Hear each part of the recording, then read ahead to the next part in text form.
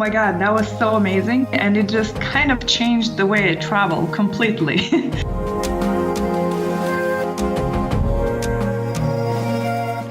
It is weird, but it's weird in a good way, because when I get home, I look for the good stuff now. Oh my God, this is gonna sound so cheesy, but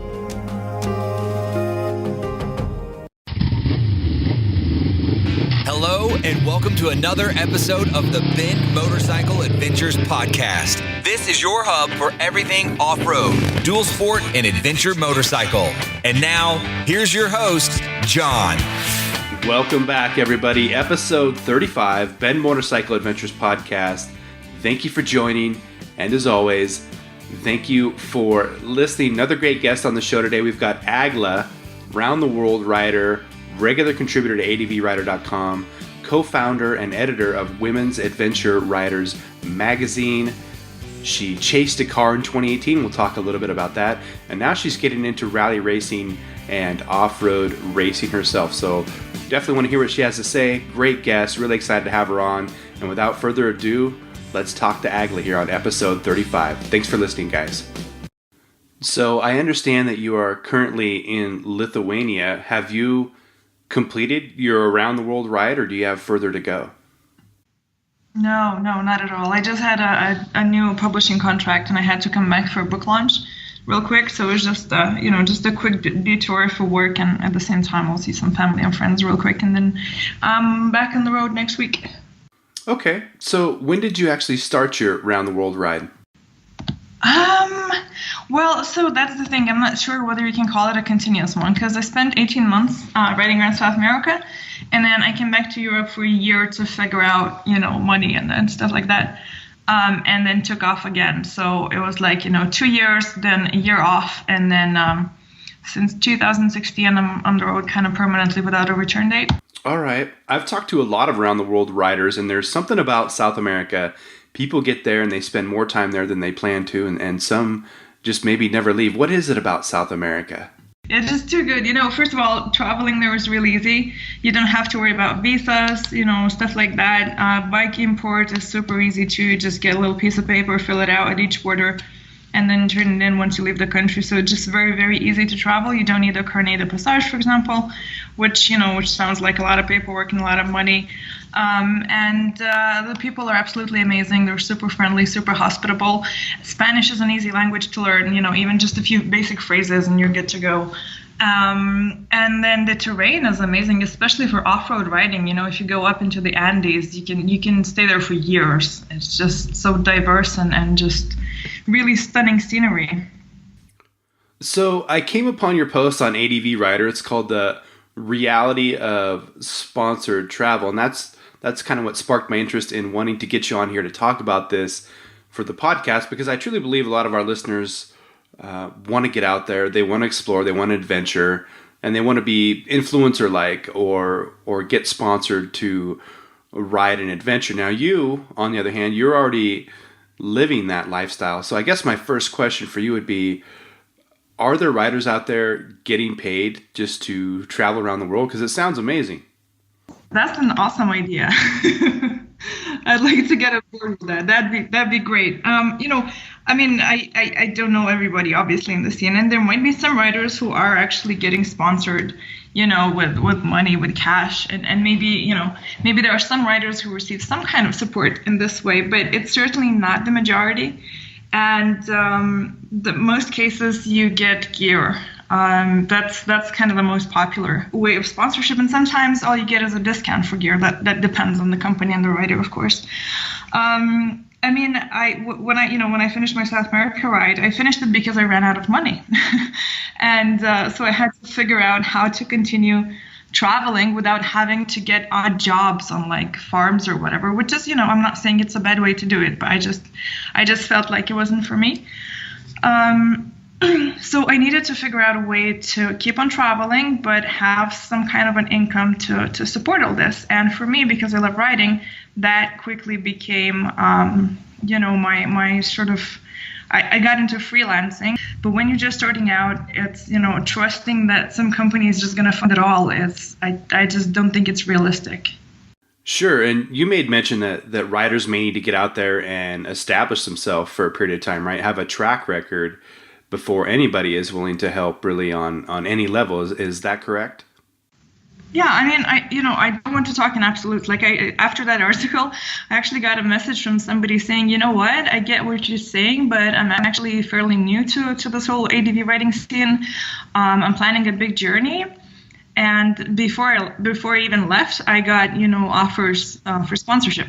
So obviously there are, yeah, so good for them. There's obviously exceptions. And of course, it really helps if you can just network and just literally just go up to company representatives and just talk to them. You never know.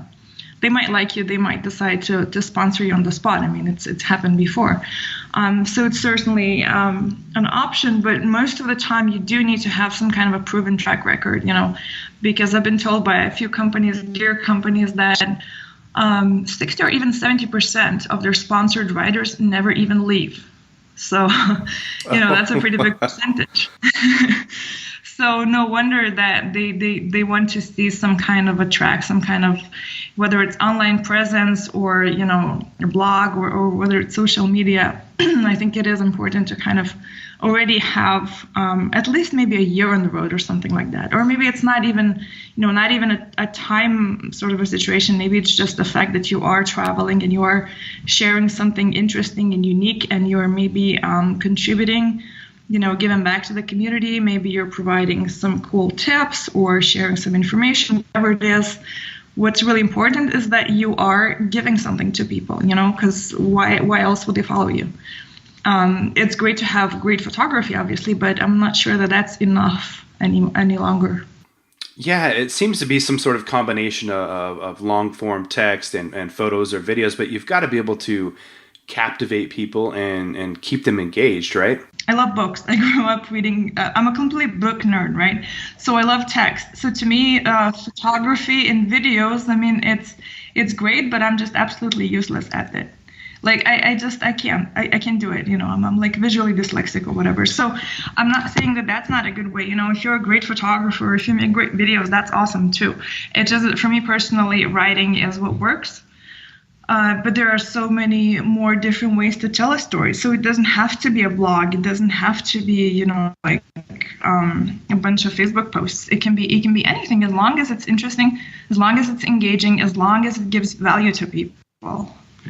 Speaking of books, you wrote a book, Tales from South America, Everyday Life, Legends, and People. Can you give us a little bit of overview or background about that particular book? And I never actually planned to ride around all of South America. I just thought, I'll just travel around Peru for a little while. But then I kind of found myself near the Bolivian border and thought, since I'm kind of close to the border, I might as well go to Bolivia. And then that just kind of kept happening, in Argentina and Chile and so on and so forth.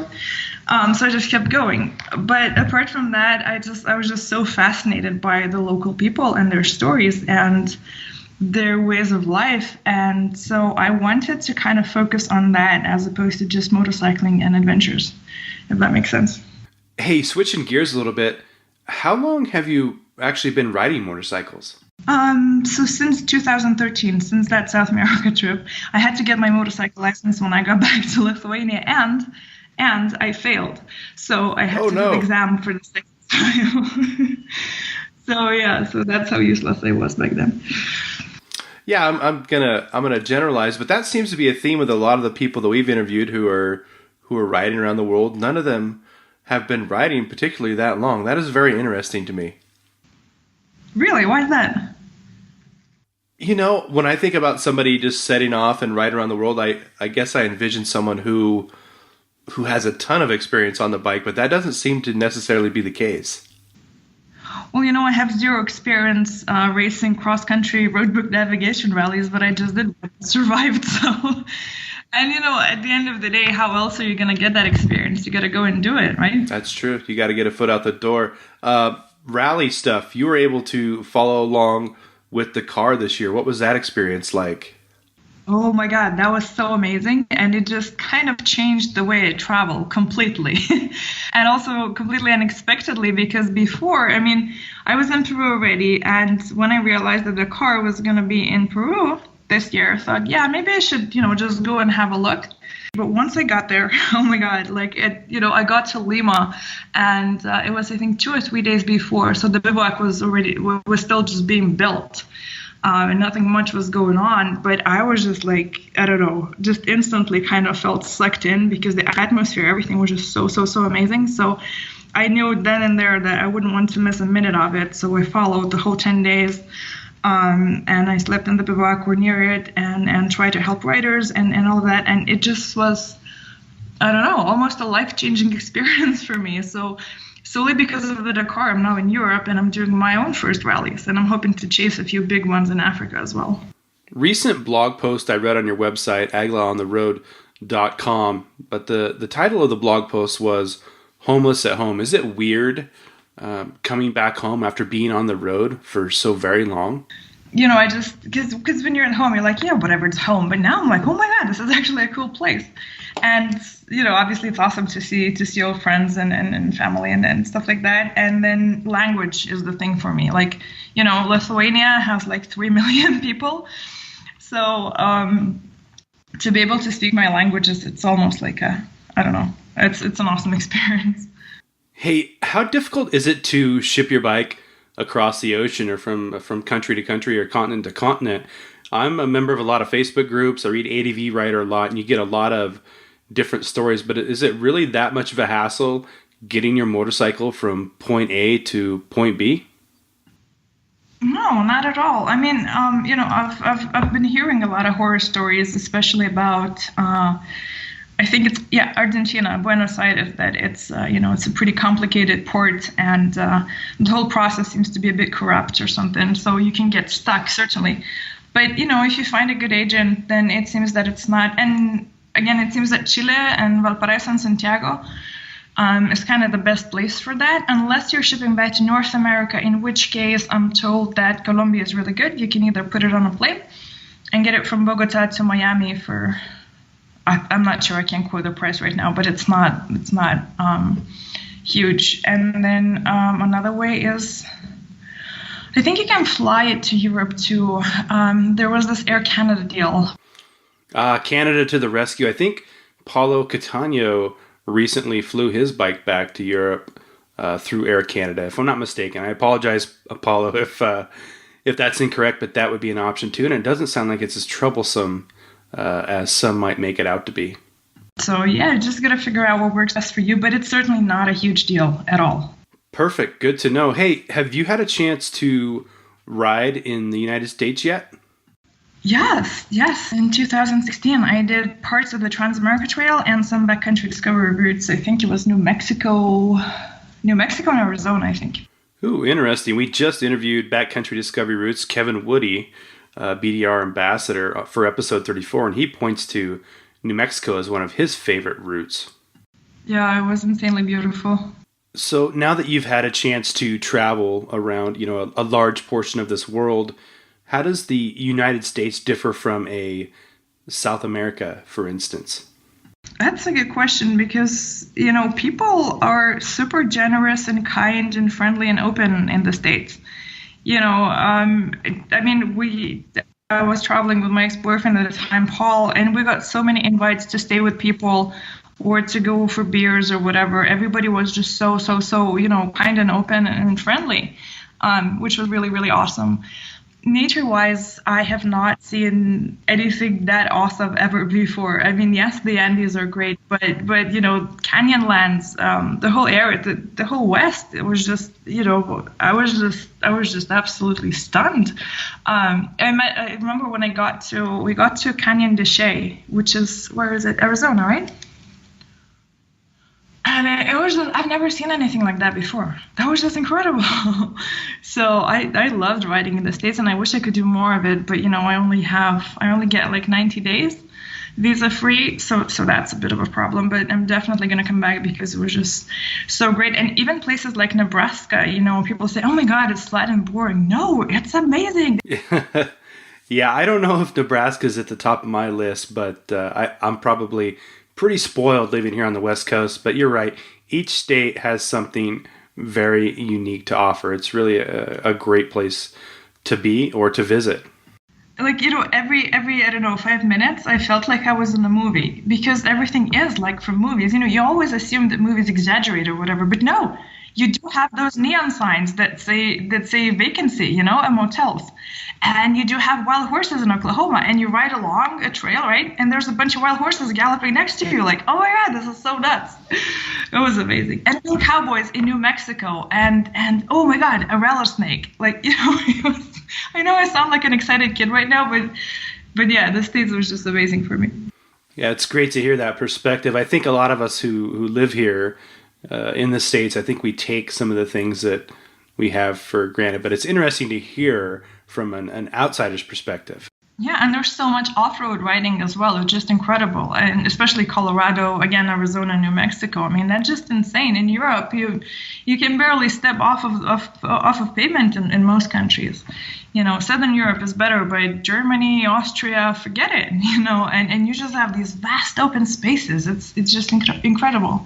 Speaking of that, what are some of the favorite or some of the best places you've had a chance to visit thus far? So definitely the States. Cuba was very, very interesting, because I felt like I traveled back in time, because, Lithuania used to be part of the Soviet Union, and Cuba is still kind of stuck there. So it was, it was really sad on one hand, and on the other hand, I was just completely fascinated how, a lot of people still speak Russian there, for example, and the same cars, same gray concrete block, apartment blocks and stuff like that. It was just very strange, like time travel. And then South America, I guess Colombia and Chile. I love all of South America. Hey, changing topics, I wanted to ask, you're getting into this rally riding and rally racing now that you've experienced a Dakar. How'd you fare in your first rally anyway? Oh my God. So I came in last every single day. I don't have speed, unfortunately. Like, I'm slow. But other than that, I was super happy that I did it. The second day was pretty tough for me, at least, because we had a lot of really steep hill climbs that I've never even seen before, let alone done before. So that was scary, but kind of awesome at the same time. And I definitely want to do more, because, of course, I'm nowhere near pro anything, and I'm doing this as a complete novice hobby rider. But it's a great way to kind of challenge yourself, but also have like stupid fun, because it's so great to be riding with a bunch of people who are there for the same reason. And you get to see the country, you get to enjoy yourself, you get to ride some really cool trails. So I loved it. I was absolutely exhausted every single day, and I still, my hands and my wrists really hurt still. So I struggle to open a bottle of water. But other than that, I mean, it's just great. And I guess, when you look at the bigger rallies, not necessarily the Dakar, but like Merzouga or Morocco Desert Challenge or Hellas Rally in Europe, you think, well, this is for pros. Like, this is for super serious people who can really ride. But the fact is that there are always a bunch of privateers and people like me even, who are maybe doing this for the first time or second or third time, but they're still just hobby riders, and it's totally accessible. And I think more people should do it, because it's just so much fun. And to piggyback that statement, a lot more women. We're seeing a lot of women rally racers, especially in the Dakar. Did you get a chance to speak to or interact with any of the women competing in the 2018 Dakar Rally? I remember Sara Garcia from Spain the most, because we chatted the most. She was in Malimoto. And she unfortunately had to withdraw. I think it was stage 3 or 4 because her bike failed. But yeah, it was really cool to follow her. Anastasia Nifontova, the Russian rider, she finished. She finished their car, so that was really cool. But I guess, I really loved Sara, because she's just so positive and so bubbly and so friendly. She's really, really nice. So I was definitely rooting for her. But my absolute favorite was Gabriela Novotná. So she was from the Czech Republic, and she didn't finish last year because she broke her collarbone. She still tried to ride with a broken collarbone, but couldn't. So she didn't finish last year, and this year she did. Wow, tried to finish last year. with a broken collarbone. I can't imagine the amount of pain she was in. I had a friend, we were out riding a few years ago, and he broke his collarbone. And between about 3 of us, it was all we could do to get him into a truck and get him to the nearby hospital. So hats off to her for finishing this year. Tough break last year, but there's some tough people and specifically some tough women out there competing in the Dakar. But at the same time, Laia Sanz is obviously like, I don't know if she's even human, right? But Gabriela, she only started riding when she was, I think, 25 or 26. And she has a day job. She's like a regular person from a Czech Republic, which is not that far from Lithuania. So seeing her achieve this is like, it's giving me all kinds of ideas. And I think that's why it's so cool to see, regular people do the absolute impossible at the Dakar. Hey, shifting focus back to you, I would want to know, or I would like to know, how do you think this travel or this experience has changed you thus far? How are you different as opposed to when you first set off, riding around the world before you experienced all these things, these places, and these people? I think it helped me kind of find, oh my God, this is going to sound so cheesy, but I can't help myself. Kind of like inner peace, I never worry about stuff any longer.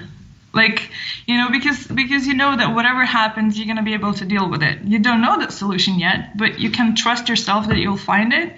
And that just helps to kind of be zen about most things, most of the time.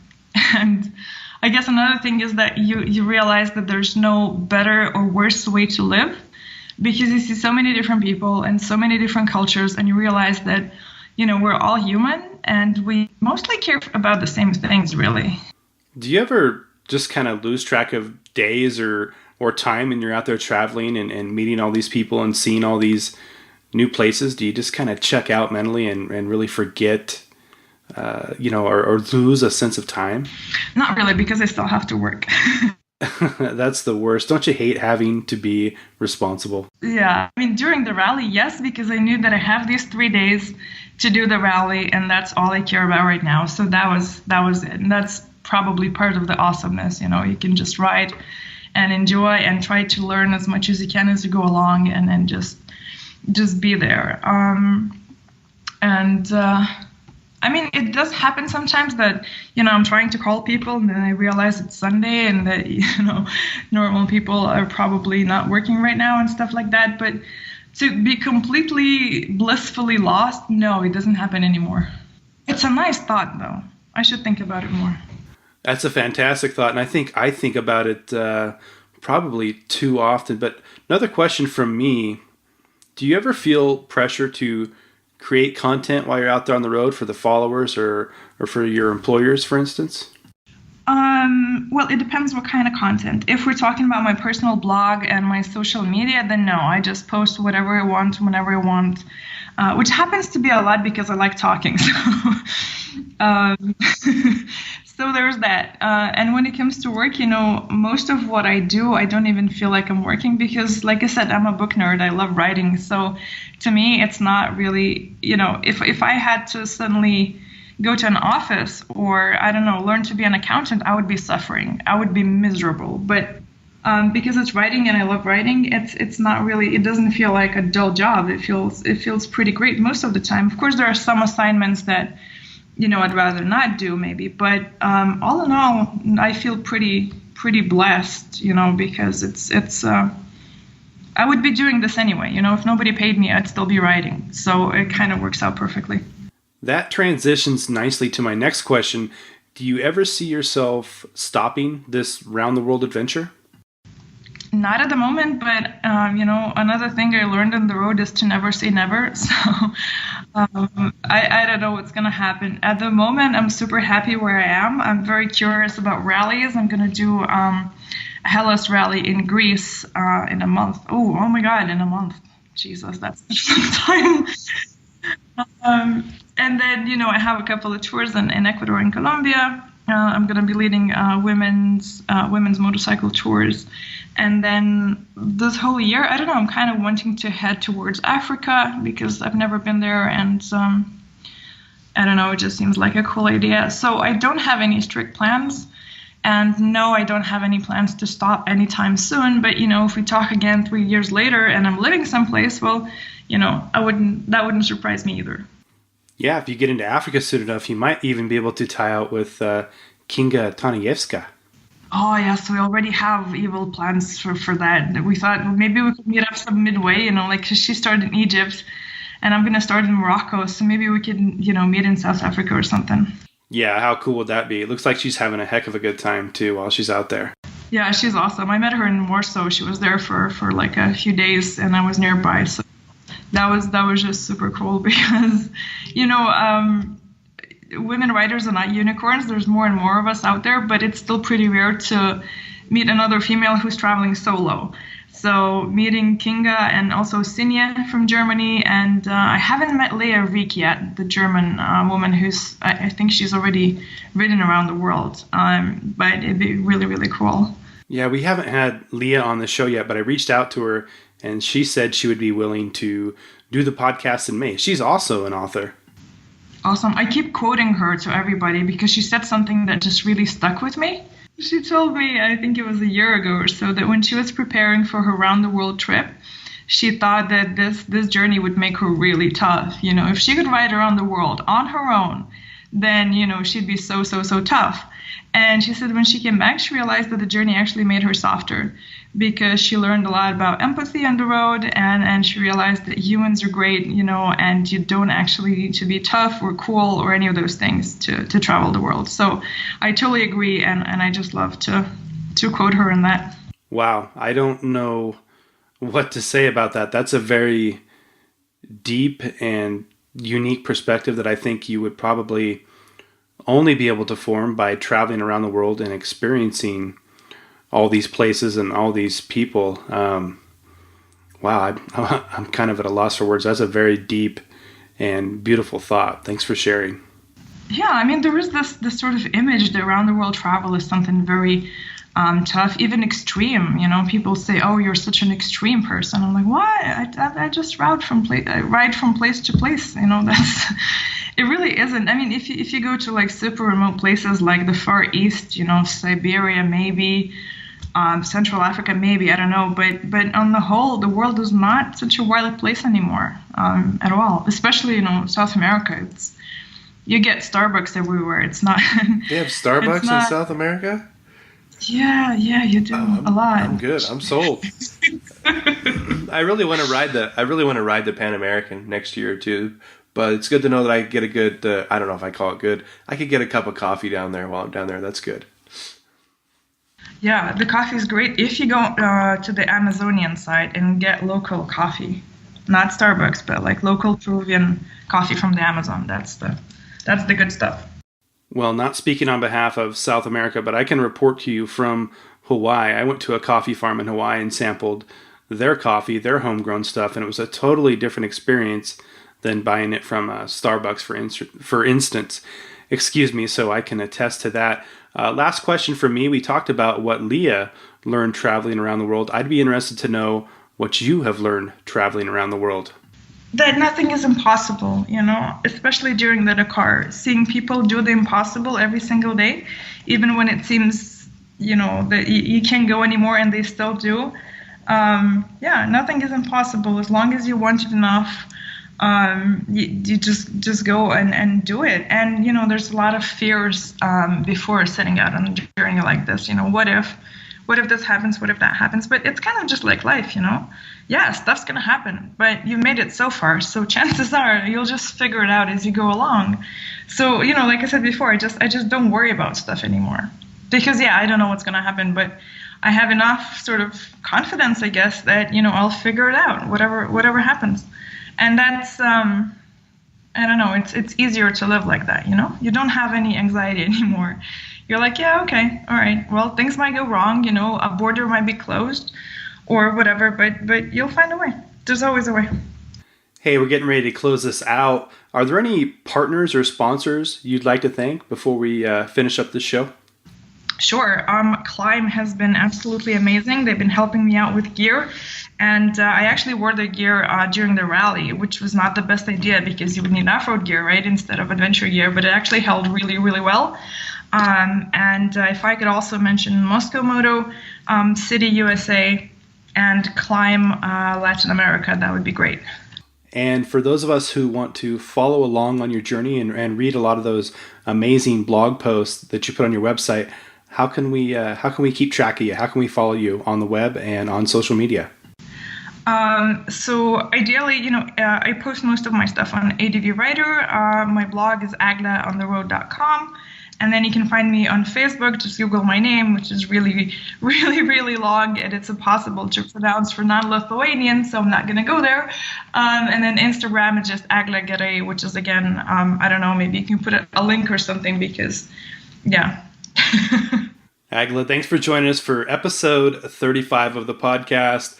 Safe travels. Best of luck in your upcoming off-road and adventure rallies, and just wish you the best. It was great to talk to you.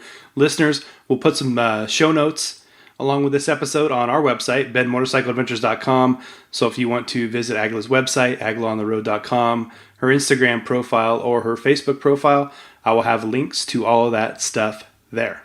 While all this social media stuff is still front of mind, don't forget about our accounts on Facebook and Instagram at Ben Motorcycle Adventures, and you can always email me too, benmotorcycleadventures@gmail.com. I've got a lot of positive feedback via email this week, more than I've gotten collectively over the past 4 or 5 months. So that's a great way to reach us too, benmotorcycleadventures@gmail.com. And listeners, this is the last episode of April. We've released 4. I'll be back in May. We've got some great guests lined up like Moscow Moto, Rever, and we've already talked about Leah, who did an Around the World ride. We'll see who we can get on at the front of May. And with that being said, I'm going to get out of here. I'm going to go do some riding. I think it's almost 75 degrees here in Central Oregon today. I'm going to get out and enjoy it, and I would advise you guys to do the same. We'll see you next month. We'll see you in May. Thanks for listening.